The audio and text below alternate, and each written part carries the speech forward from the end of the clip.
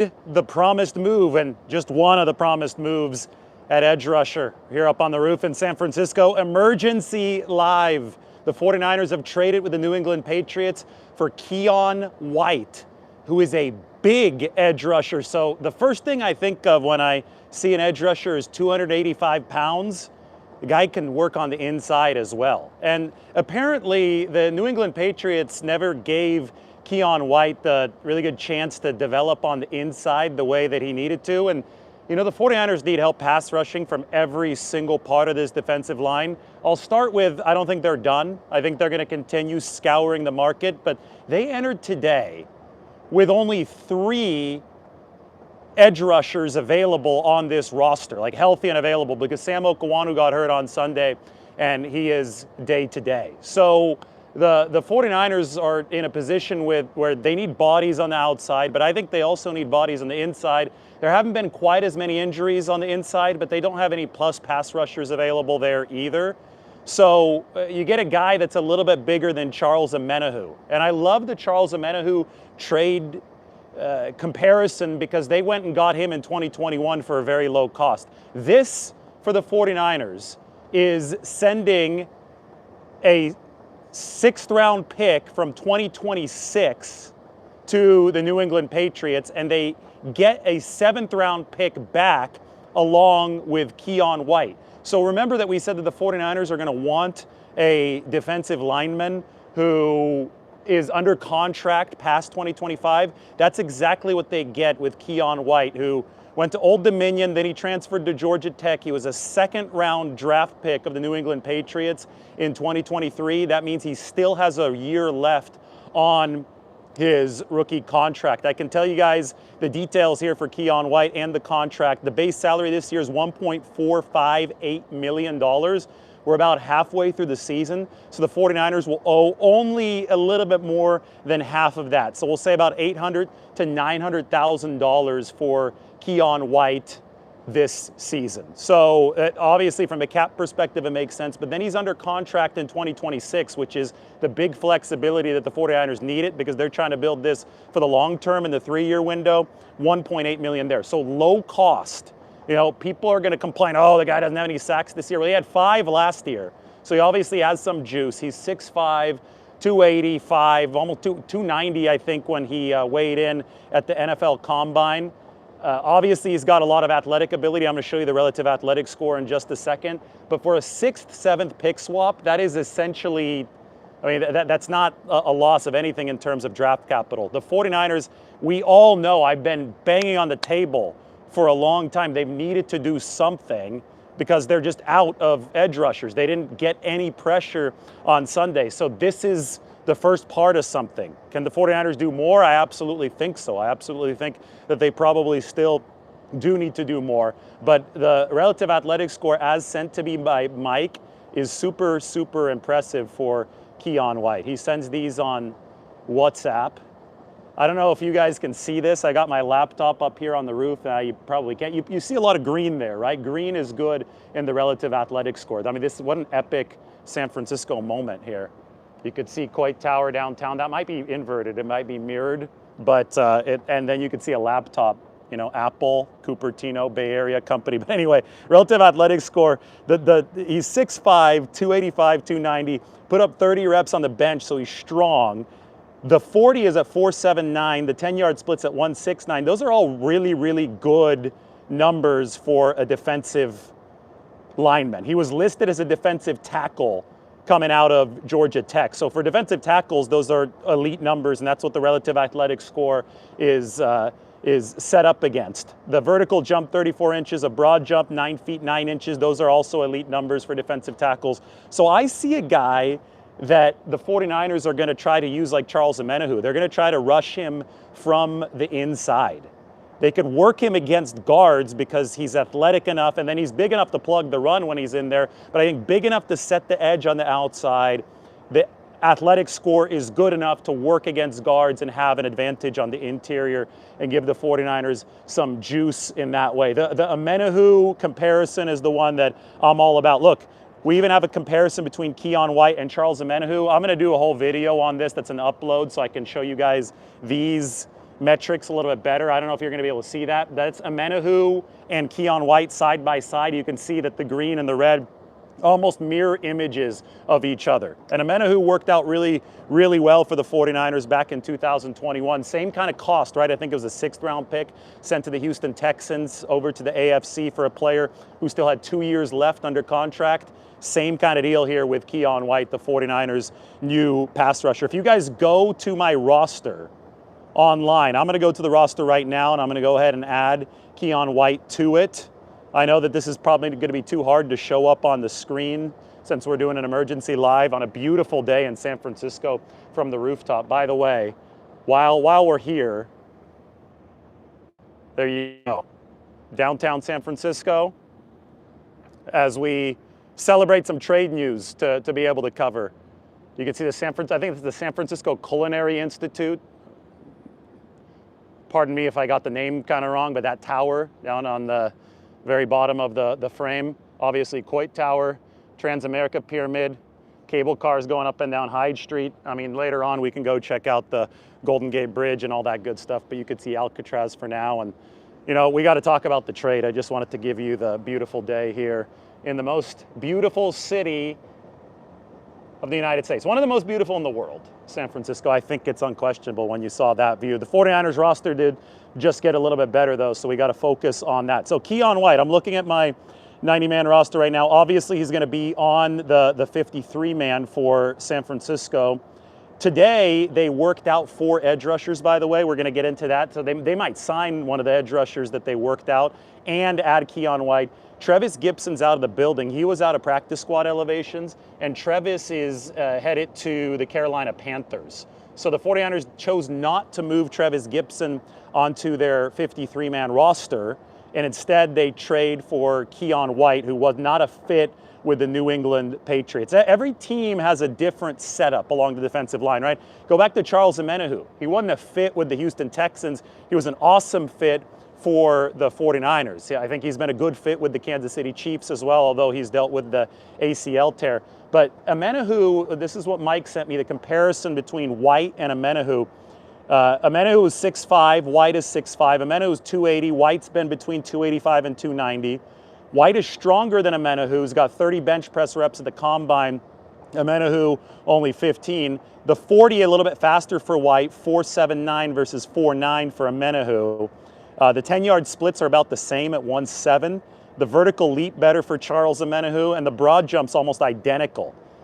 Just the 9 feet 9 inches for White, 2 inches shorter for Charles Omenihu. So that's your comp right here. And if the 49ers can get 50% of what they got from Charles Omenihu from Keion White, they are going to, this is going to be a great trade for them.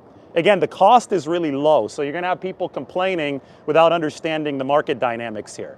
If you're not paying a lot, then it's a no-loss acquisition. The 49ers had to do something, and we thought that they would begin with a low investment move. Now, is there a bigger move to be made? Yes, I talked about Keion White earlier today.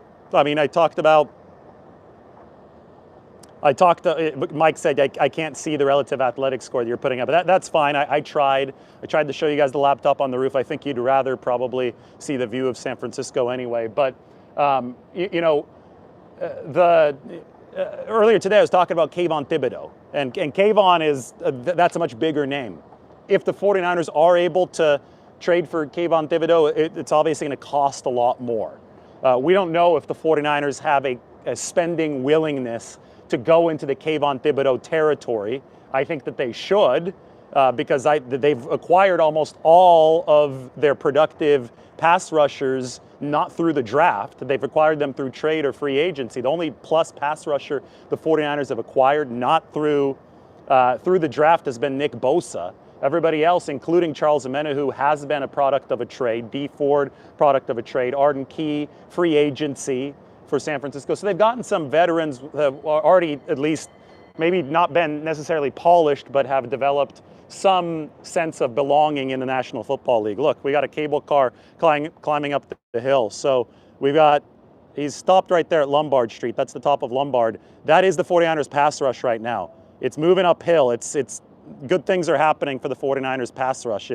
It started at very low today. They've worked out a bunch of defensive ends. I'm going to name them for you right now, including Casey Toohill, the Stanford product.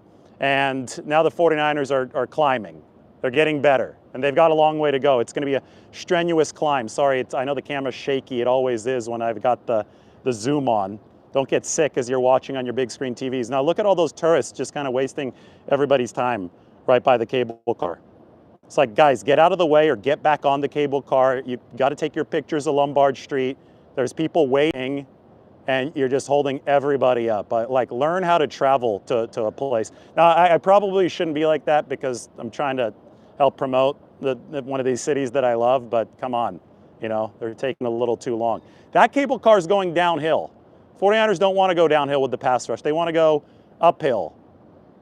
They want that pass rush to, well, they want to rush downhill, of course, but they want their team to be in a better standing and a better stature, and that's what San Francisco's working on right now. I can't believe that thing is still stuck at the intersection over there, Hyde and Lombard. I mean, I really want to get the shot of the cable car going up the hill, but I think I'm just going to have to wait since it's taken all those tourists forever. Finally, I heard the bell ring. Come on, go. We got to start talking about pass rush. Look at the line of cars behind it. I mean, it's taking as long to go as it took the 49ers to make this trade. I'm just kidding. It didn't take the 49ers all that long. The deadline is still a week from now, so they still have 7 days to make more moves. But it's just like we got this cable car jam on Hyde Street, and it's totally ruining the flow of my show. I guess we can walk over here. You know, you can see Washington Square. All good, too. Finally, he's on his way. Man, that was ridiculous. That's why I don't ride cable cars. It's not a very efficient way to get around the city. But slowly but surely, moving up the hill, and there's one going down. That's the trajectories of the 49ers and the Seahawks. Seahawks are going to be going down, 49ers are going to be going up. It's just a projection. It's just a joke. I don't know, I'm not sure. But the 49ers and the Seahawks will be playing in the final game of this regular season. And obviously, San Francisco wants to be more set roster-wise than... Margot just texted me, are the cable cars the breaking news? No, you must have just gotten here, Margot. You must have gotten here a little bit late. The cable cars are a metaphor. They're not breaking news. The breaking news is that Keion White has been traded to the 49ers. Keion White was one of the 4 defensive linemen in the NFL to play at least 15% of snaps at both edge and interior spots. Under a new regime, White has played only 8 interior snaps this year with the Patriots. So coaching changed to Mike Vrabel in New England, and Keion White, previous to this coaching change, had been playing both exterior and interior defensive line. So that's exactly what I was saying at the top of the show, that Keion White is somebody that the 49ers are looking at as a versatile pass rusher, somebody that could be lined up on the outside or the inside for the 49ers. Do we see Keion White play this weekend? I would think so, because you know, one thing that I talked about when I was advocating for the 49ers to trade for a defensive lineman is that is the position, especially edge rusher, that you can most plug and play. I mean, there's a history of this regime trading for a lot of these guys. 2020, Jordan Willis, that was a 7th-round pick swap with the Jets, very similar to what we see here. 2021, Charles Omenihu, that was with the Texans. Margot, my wife, says that I'm looking hot right now. Thanks, Margot, I appreciate it. Now you're distracting me here during this show. 2021 is Omenihu with the Texans. 2022 was Christian McCaffrey. That's not an edge rusher, but that was still a big impact. 2023 was Chase Young.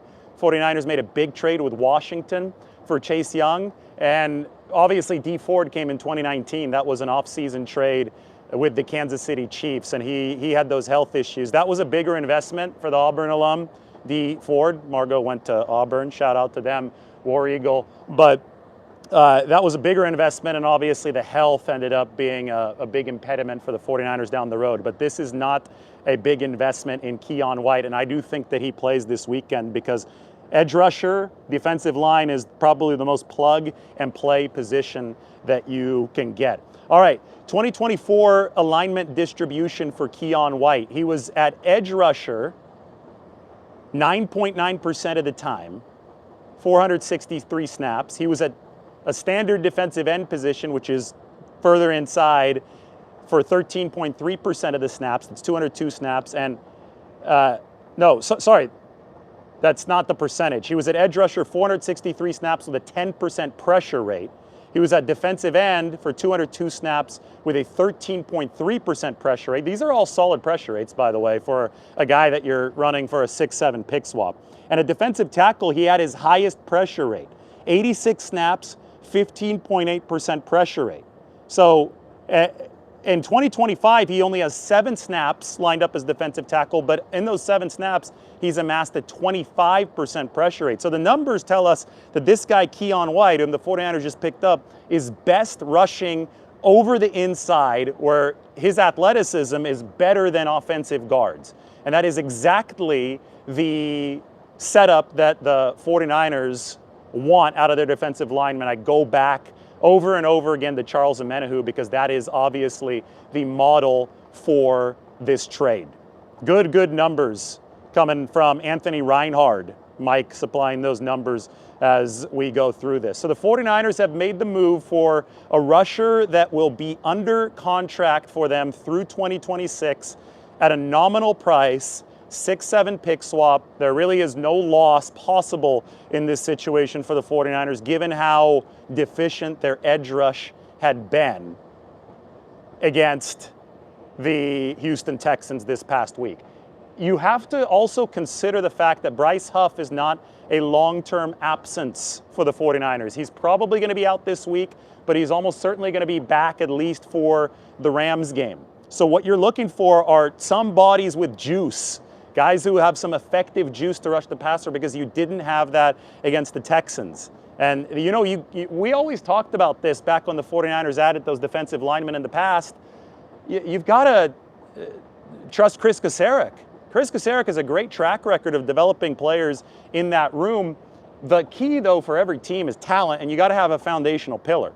Unfortunately, Nick Bosa is not there to be that foundational pillar on the field, but Bryce Huff has played better than he ever has. He's played well against the run, too. When he comes back from the hamstring, I think that the 49ers have a pillar-like player who tilted the game against the Atlanta Falcons. You have him lining up next to Keion White. Maybe you add somebody else.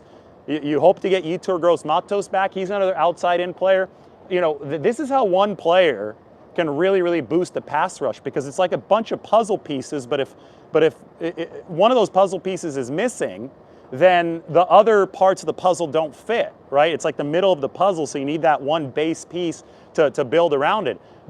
Nick Bosa obviously isn't walking through that door to play this year for the 49ers. He might help tutor the guys in the meeting room and at practice, but when you're talking about foundations for this season, Bryce Huff can give that to the 49ers. Not as high of a level as Bosa. It would have been better with Bosa and Huff, I get it, but the 49ers just have to operate with what's available and take steps forward based on their situation right now, and that's what you're seeing them do with this trade for Keion White.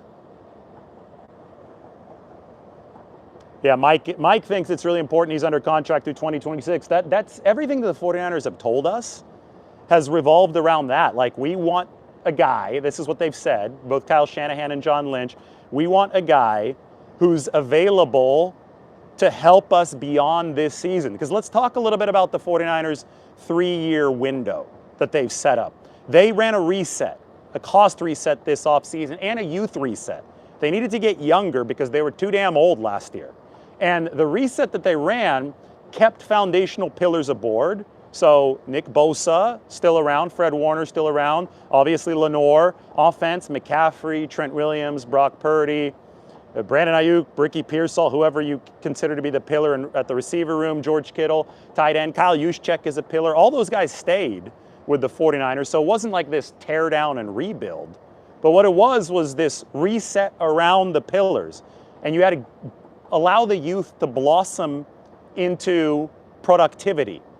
because you put so much into these past two draft classes. Even the young players that aren't rookies that are on this team, there was an eye toward the future, an eye toward development with getting these guys. Somebody like Bryce Huff, when they traded for him, he didn't do anything in Philadelphia, but the 49ers saw what he did under Robert Saleh with the New York Jets, and they figured that he could blossom and further develop in this system, and that's exactly what they've done. But when you're on a blossoming plan, blossoming timetable, you implicitly acknowledge that the best for these young players probably won't be this year.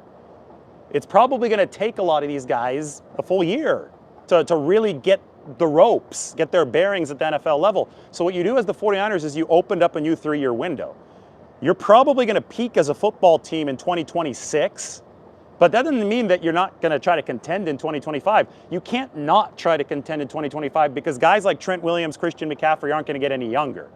Fred Warner not getting any younger. Unfortunately, some of these massive injuries have hurt the 49ers, but I don't think they've knocked them out of contention because there's a lot of parity in the league, and obviously they're still contending for this season, but they absolutely have to look toward 2026 because they are in this 3-year window when they're making trades.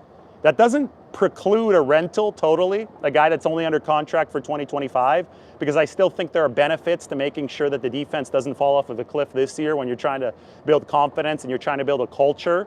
I think that the fact that the 49ers are 5-3 right now, fighting as hard as they are, actually is sort of a positive justification for a rental, but you would prefer a player who's under contract through 2026, and Keion White also is under contract. Another comparison that Mike said is there from a size and athleticism standpoint is Michael Bennett, who's obviously part of that Legion of Boom in Seattle. He would be outside in for the Seattle Seahawks, just a ferocious pass rusher. Again, the relative athletic score here is 991, which is really good when you compare Keion White to defensive tackles and you see the pressure rate of 15% when he's been lined up on the inside. And it just didn't work out for New England this year under the new regime with Mike Vrabel.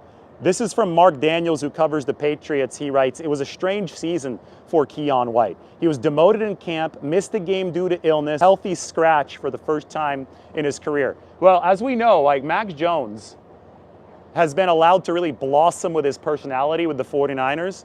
Mac wasn't allowed to do that back with the Belichick Patriots.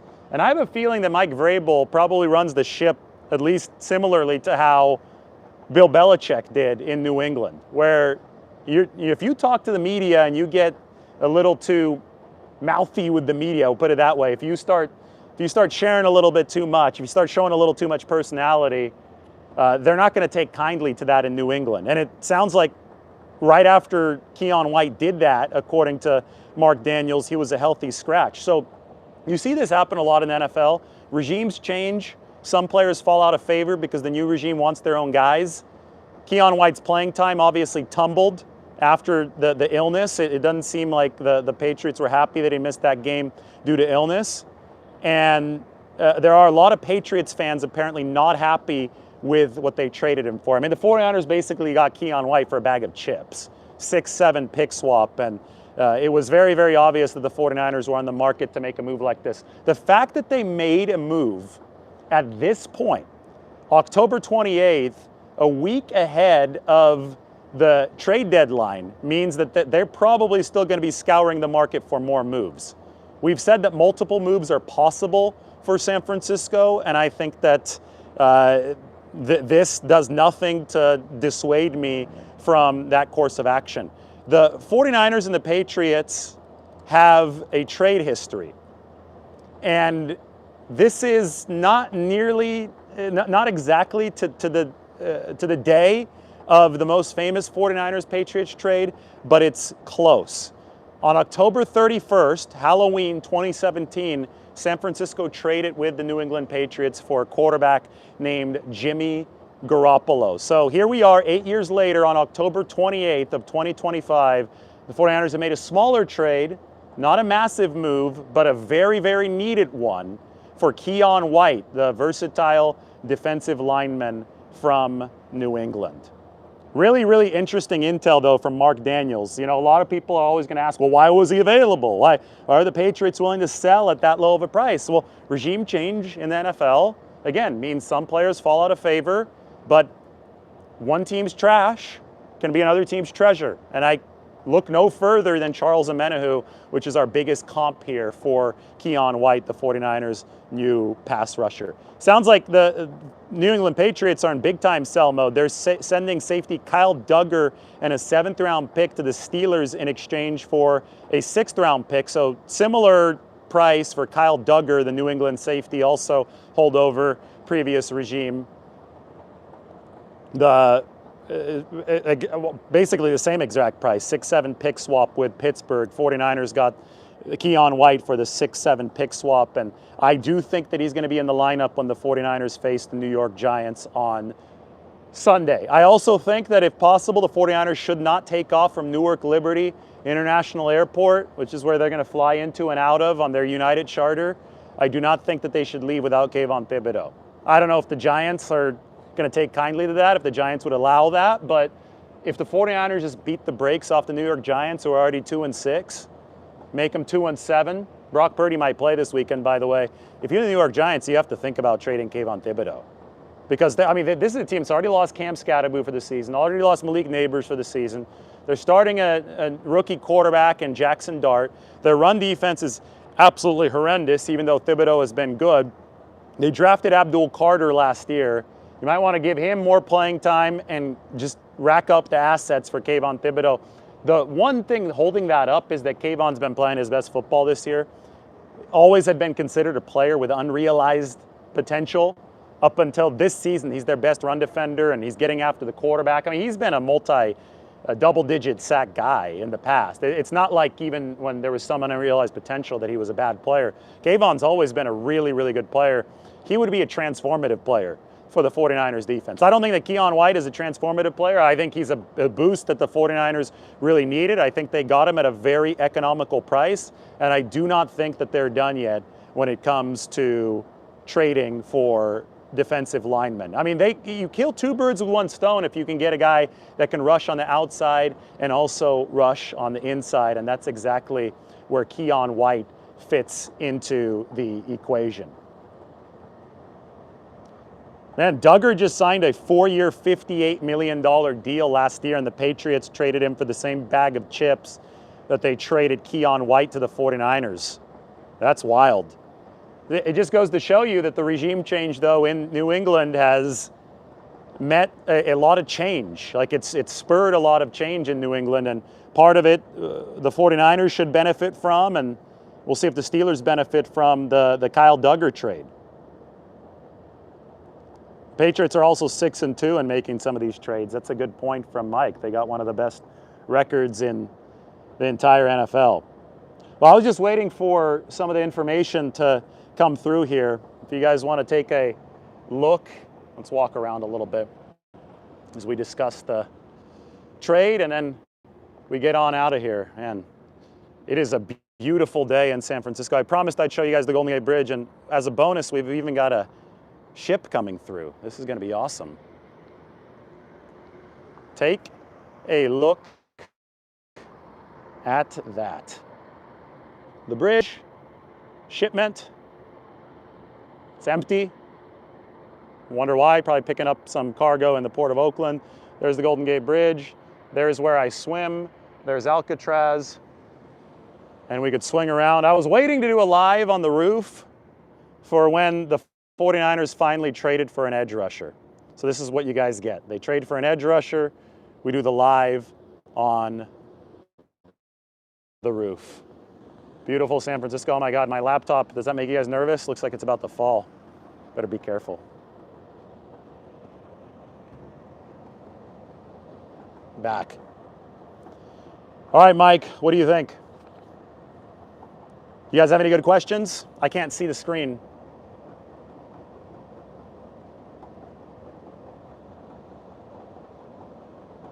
Keion White, Kyle Duggar, both draft picks from the Bill Belichick regime.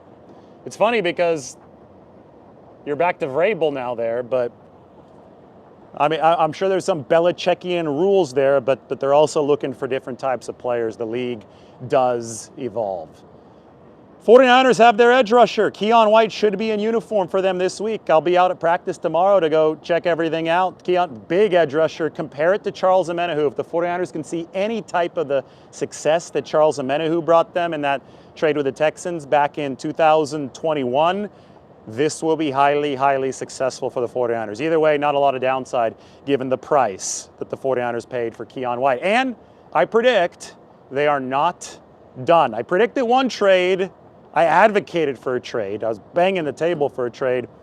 Now let's see what else comes out of this. Those are the details. Read all about it in the San Francisco Standard. We will talk to everybody soon. It's been fun. See you guys later.